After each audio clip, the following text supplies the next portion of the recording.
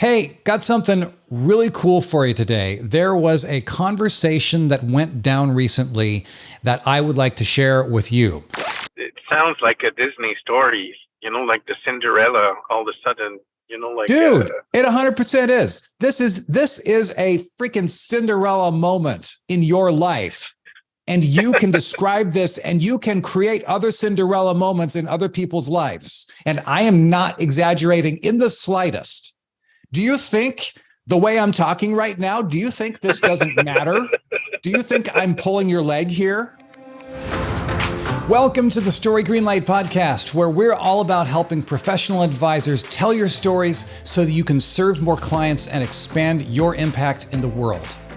My name is Jeff Bartsch. I am a communicator and marketing strategist with over 20 years of experience working with ABC, NBC, Universal, Disney, Apple, and thousands of students and clients around the world. At Story Greenlight, we believe that real people trust real people and that human connection is everything. There is a group that I've been running here at Story Greenlight for a number of years now, and it's called The Green Room. And it's taken different forms over the years and it served different people in different ways.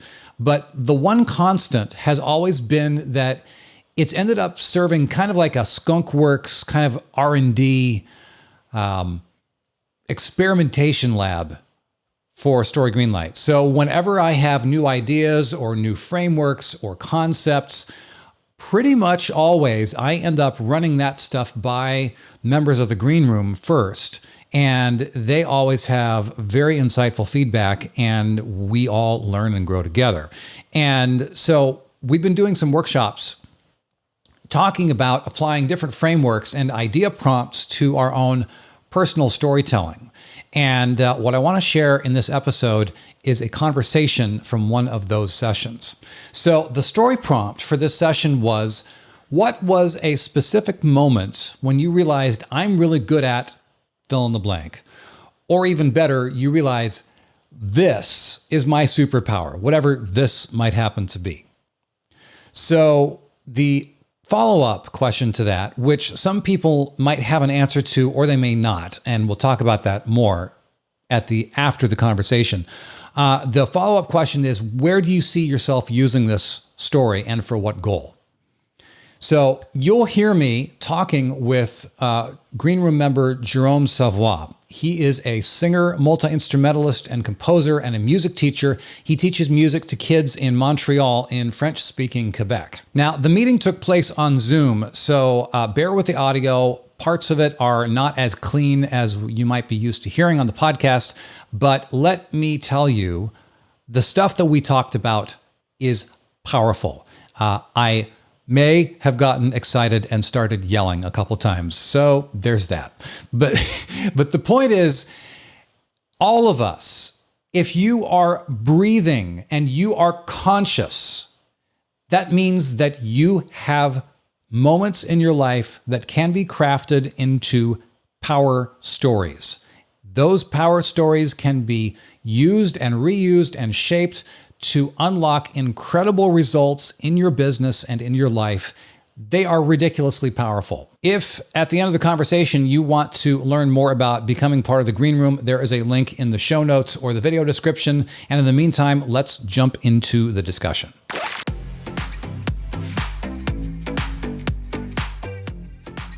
Is there anyone here who has a specific moment where you say, I'm really good at this, or this is my superpower? Anyone have an instance that comes to mind for you? Well, can I interfere? Sure. What's up, Jerome? Yes. So my superpower, I've been aware of that. It's my singing. I will tell you a little story. You remember in those days where we used to go to video clubs to rent VHS? Mm-hmm. So there was a day where I entered in the video club and I just told the owner, I said, I just auditioned for this fantastic musical comedy. And then he challenged me. He said, well, why don't you sing to us what you just did? So I sing there to them. what I just did for my audition, and all of a sudden, everyone's face are changing from like, we don't know you to, wow, that's amazing, you're fantastic, you're super, you sing so well. And then all of a sudden, like it's like if I was a genie, like coming out of a bottle and having done some spell on them, like some charming. And then someone just enter in the store and they're like, oh, wow, you missed that. It was so wonderful. Jerome just sang something for us. And the guy says, oh, yeah, well, like he didn't care at all. And, and then they were all seduced. They say, well, I just saw the man singing that last night, so it was very nice. So he cannot seduce me. So it was like just amazing to see how the people for whom I just sang, like how they turn suddenly, they shift from like not knowing me, and then suddenly I'm a superstar.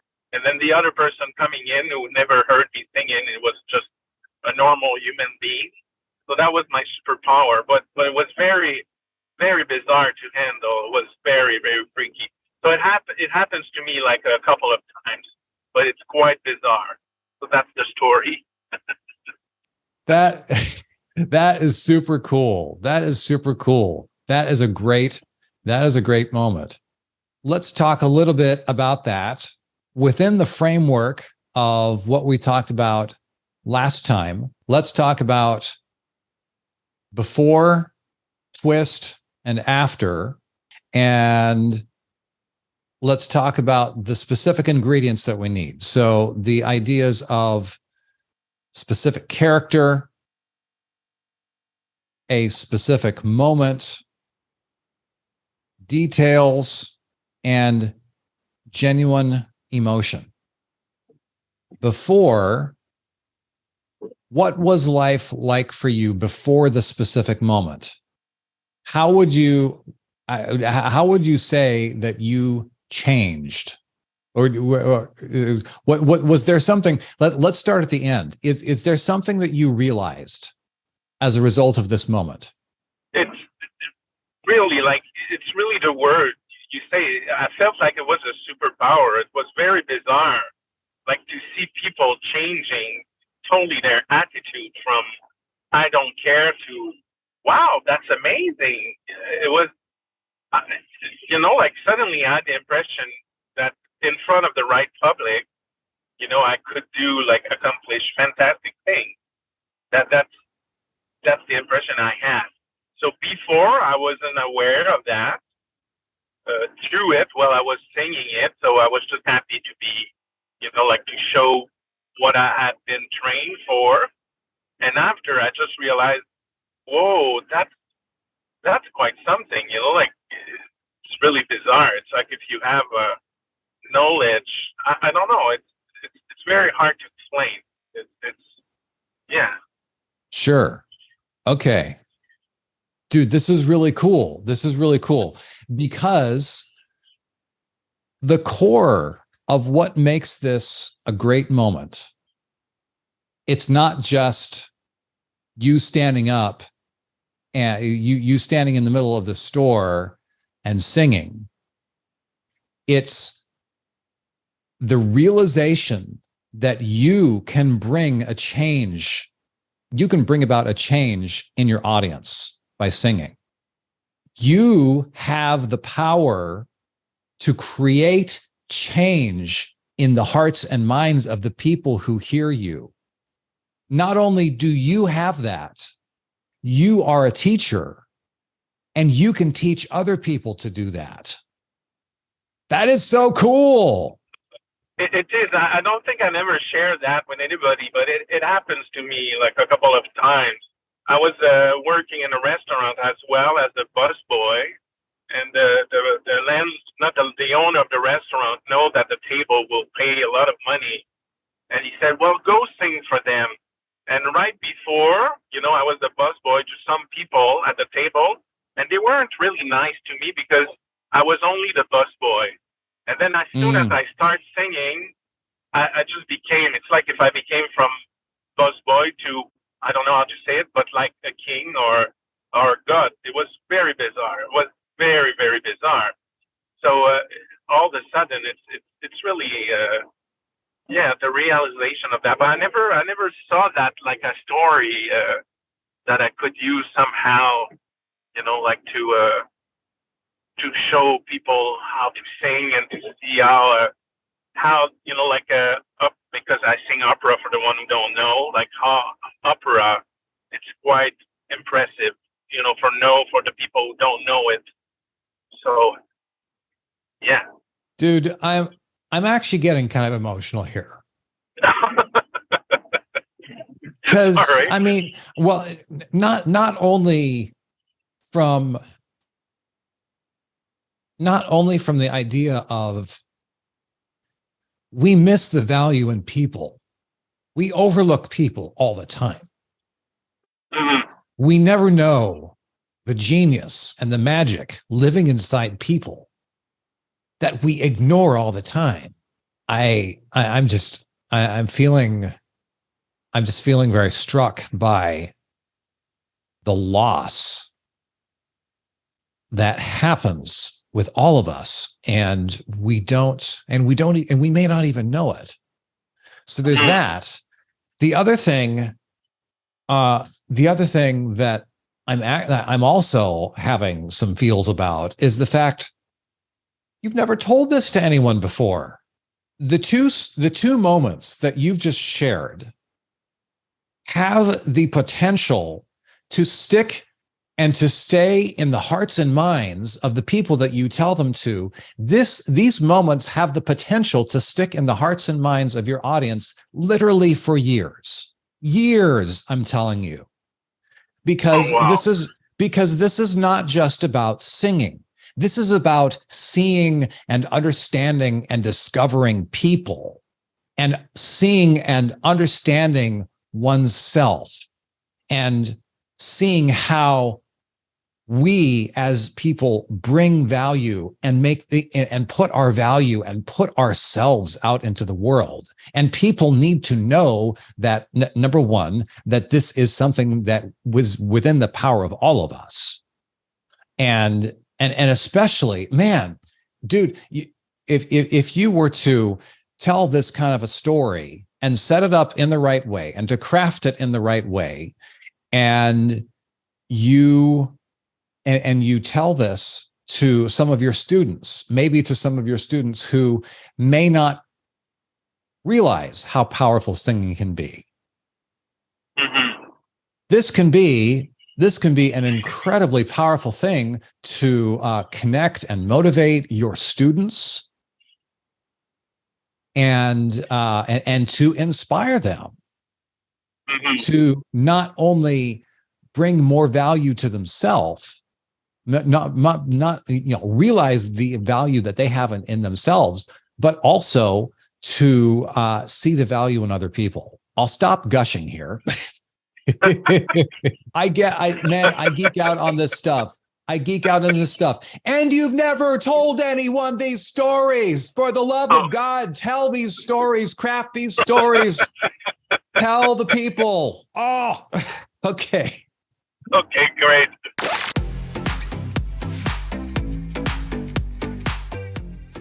Let's back up a little bit.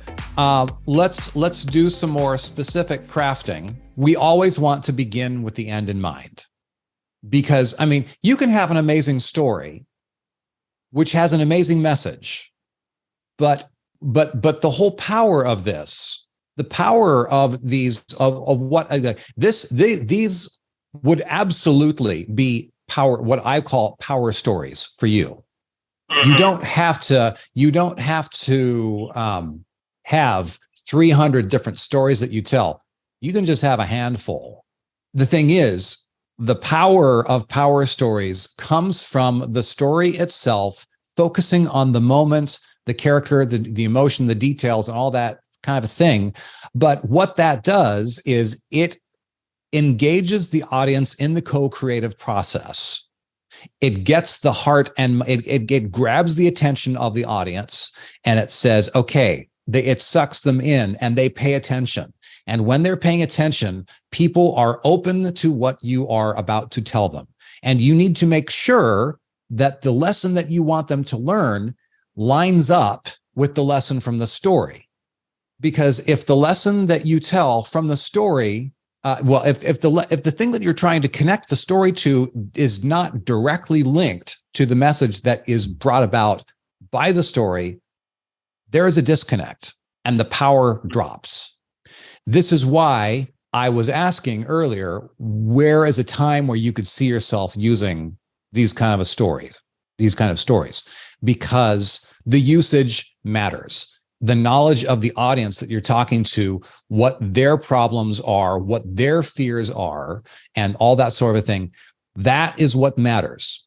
Because when you, for instance, when you are standing in front of a new group of students and you're about to start teaching them, it's the beginning of the school year of the new group of students that you're working with, and they are wondering, do I have what it takes to be here? Does singing really matter? Or they might be saying to themselves, I love to sing. But what's the point in me singing? Is this worth me doing? If you have those kind of people in your audience, if you have students listening to you and you sit them down and you say, let me tell you a moment when I discovered something amazing about singing. And you say, many years ago, I was working at a restaurant.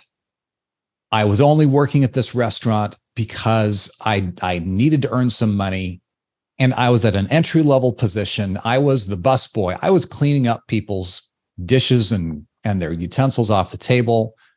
And when I did that, people wouldn't even look at me, which was okay because, they didn't think I had much to offer, because other than I'm just taking their stuff away. But then there was a day when the manager at the restaurant said, you know what? Why don't you go over to that table and why don't you ask if you would be allowed to sing them a song? So I went over, sang them a song. And when I did, you would not believe the look on these people's faces. All of a sudden, I was no longer invisible. They saw me and they heard what I was singing, and I was no longer invisible. I became the king. I became the king of the world for just that one moment with them. That could be the story, the moment. And the character is you. The moment is your boss goes over, tells you to go over and sing, and you start singing.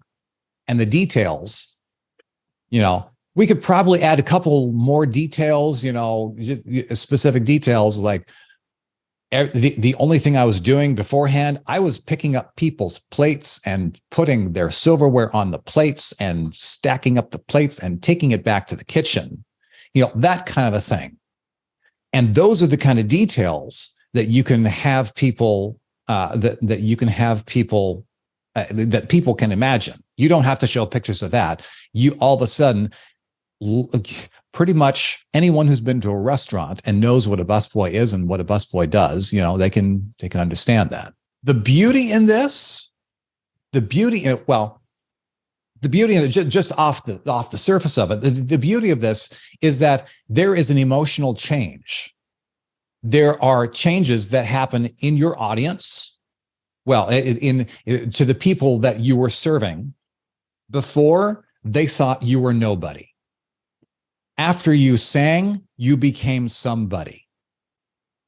The other change that happened was inside you. I was serving these people, and they thought I was nobody. But then after I sang, I realized I have a superpower. I am somebody. So you have two levels of internal change. That happening inside of you. I realized I have a superpower, and you described the internal change happening inside the people that you were talking with. So then the question becomes, what do you link this to? What's the moral of the story, if you will? And this is why it is so important to know why you're using this. This is why it's so important to know why you're using this story. Because if you are telling this story to fellow teachers, the lesson that you might end up bringing out of this is, fellow teachers, we all have the possibility. We all have our own superpowers, and we all have the privilege of helping our students discover their superpowers. Maybe that's where you lead it. And it's a very different way that you shape that at the end compared to if you are talking to your students who may be dealing with their own issues of insecurity and wondering, do I have what it takes? Is singing worth it? Do I have a superpower? I've just been kind of on a roll here and talking. What do you think? I see you're now on camera here. Good to see you, man. How are you? What are your thoughts on this? Well, since I mentioned it, it sounds like a Disney story, like the Cinderella all of a sudden, dude, it 100% is. This is a freaking Cinderella moment in your life. And you can describe this, and you can create other Cinderella moments in other people's lives. And I am not exaggerating in the slightest. Do you think the way I'm talking right now, do you think this doesn't matter? Do you think I'm pulling your leg here? No. No. As I mentioned it, I thought, and then I saw your face. I thought, okay, that's something. But it really felt like a superpower. That's the word. I can use it for sure in front of the students. It's a very powerful story. I never saw it like that before. So thank you, Jeff. I'm telling you, every one of us have these moments, and there is incredible power to be unleashed with this.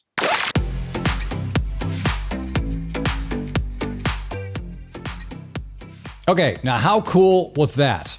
Now, the main thing that I want to point out here is that this is an example of crafting a power story first before you know the specific application for it.